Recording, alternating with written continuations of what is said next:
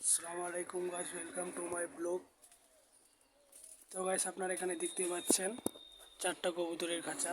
কুকুরের খাঁচায় আমাদের কবুতর আনছি, এক জোড়া কবুতর। তো গাইস, ভাবতেছি এখানে আরও ভালো ভালো 3 জোড়া কবুতর উঠাবো ইনশাআল্লাহ। এই খাঁচাটা দেখতে পাচ্ছেন, এখানে আমরা খাঁচাটা বানাইছি একমাত্র শৌখিন মুরগির কারণে।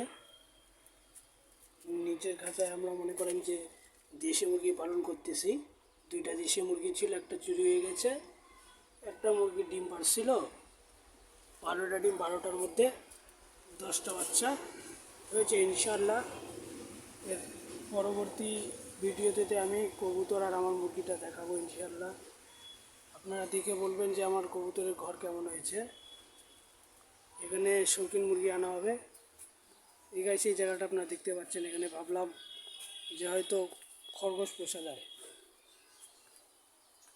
তাহলে গাইস, এই যে এই